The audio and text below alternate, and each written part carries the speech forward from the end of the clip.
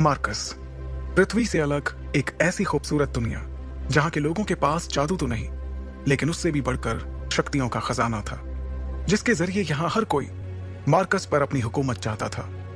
यहां जो सबसे शक्तिशाली होता था वो कानून बनाता था और कमजोरों को उस कानून को मानना पड़ता था। मार्कस के सबसे जाने माने साम्राज्यों में से एक था ओहान साम्राज्य, और ओहान साम्राज्य का एक बड़ा खास शहर था मेसोडोरिया शहर। मेसोडोरिया शहर के खुले से मैदान में आज सैकड़ों लोगों की भीड़ जमा थी। ये सभी शक्ति स्तंभ के जरिए अपनी अपनी शक्तियों के सितारों को परखना चाहते थे। इस स्तंभ पर 9 सितारे थे, जिन्हें पाकर ही आप शक्तियों के अगले रैंक पर जा सकते थे। ध्रुव 3 साल पहले शक्ति स्तंभ पर 9वें सितारे को पा चुका था, लेकिन अचानक उसकी शक्तियां तीसरे सितारे पर आकर रुक गईं, और तभी से ध्रुव वापस से 9वें सितारे को पाने के लिए मेहनत कर रहा था। अपनी इसी शक्ति के सितारे को परखने के लिए ध्रुव सैकड़ों लोगों की भीड़ में खड़े होकर अपनी बारी का इंतजार कर रहा था। अपने दोनों हाथों की मुट्ठी को बंद कर ध्रुव ने खुद को भरोसा दिलाते हुए कहा, इस साल मैंने जी तोड़ मेहनत की है। इस बार मेरी शक्तियां जरूर 9वें सितारे तक फिर से पहुंचेंगी, जरूर पहुंचेंगी। आज मैं शून्य रैंक से आगे बढ़कर एकलव्य बन के रहूंगा। तभी एक घोषणा सभी के कानों में गूंजी, और अब अपनी शक्तियों को परखने वाले अगले शख्स का नाम है ध्रुव। जैसे ही ध्रुव का नाम पुकारा गया, वो लोगों की भीड़ से निकलकर बाहर आया और अपने कदमों को धीरे धीरे बढ़ाते हुए ऊंचाई पर रखे एक बड़े से पथरीले स्तंभ की ओर बढ़ने लगा, जिसका नाम था शक्ति स्तंभ। शक्ति स्तंभ के ठीक सामने पहुंचने के बाद ध्रुव के जहन में कई बातें चल रही थी। ध्रुव जब सिर्फ 4 साल का था, तब से उसने प्रैक्टिस करना शुरू कर दिया था, और 10 साल की उम्र तक तो वो 9वें सितारे तक पहुंच गया था।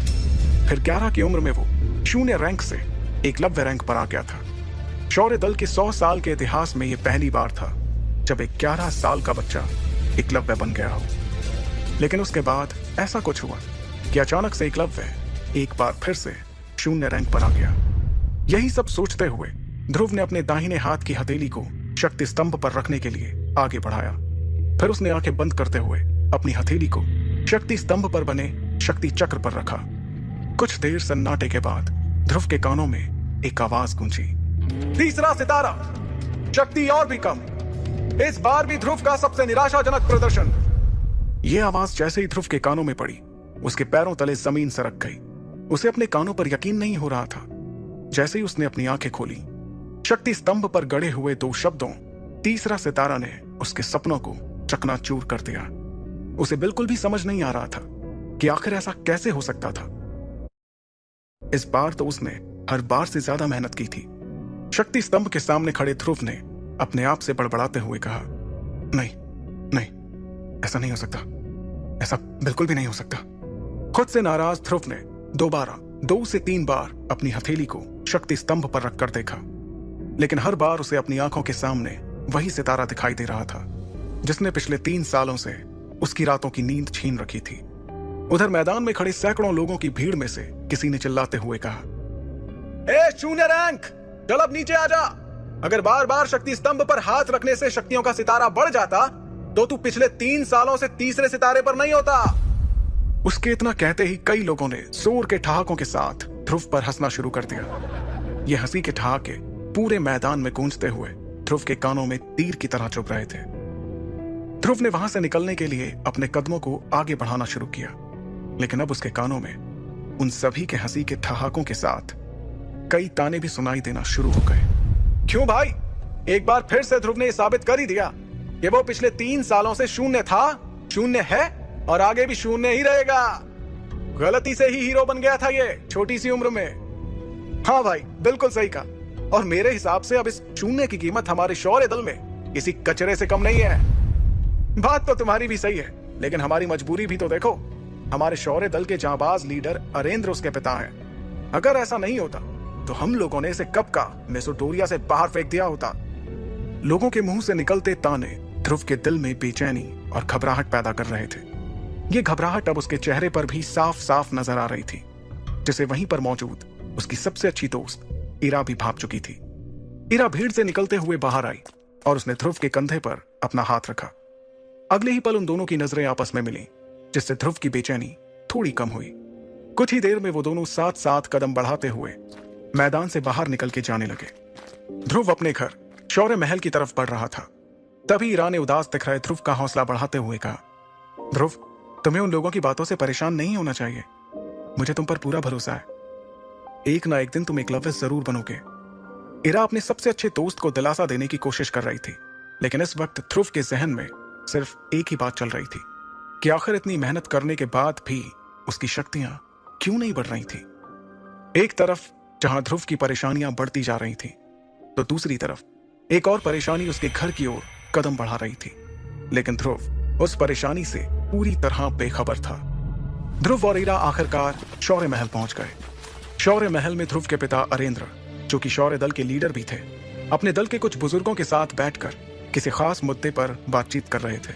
लेकिन जैसे ही अरेंद्र की नजर अपने बेटे ध्रुव पर गई, उसके उदास चेहरे को देखकर उन्हें सब कुछ समझ आ गया।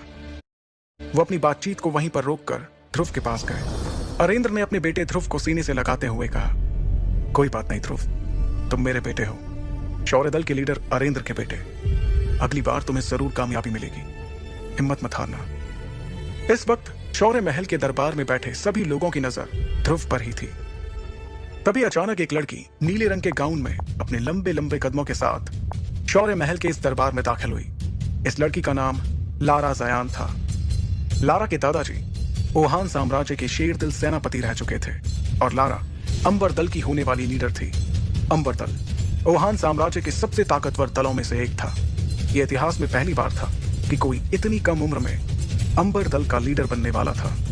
लारा को अपने सामने देखकर सभी लोगों के साथ अरेंद्र भी हैरानी में पड़ गए, क्योंकि सभी जानते थे कि ये कोई आम लड़की नहीं, बल्कि अंबर दल की होने वाली लीडर थी।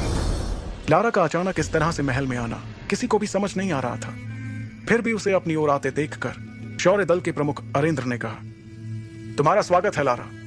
ना कोई खत, ना कोई खबर, इस तरह से यूं अचानक, सब ठीक तो है? अरेंद्र के सवाल पर लारा ने अपने दाहिने हाथ से चुटकी बजाते हुए अपने बॉडीगार्ड्स की ओर इशारा किया। इशारा पाते ही वो सभी एक कदम आगे आए। वो बॉडीगार्ड्स एक बड़े से हरे रंग के बॉक्स को पकड़े हुए थे। बॉक्स की तरफ देखते हुए लारा ने अपनी तीखी और तेज आवाज में कहा, मुझे पता चला है कि ध्रुव इस साल भी अपनी शक्तियों को नहीं बढ़ा पाया, इसलिए मैं ध्रुव के लिए एक खास चीज लेकर आई हूं। इसे पीने से उसे अपनी खोई हुई शक्तियां एक बार फिर से मिल जाएंगी।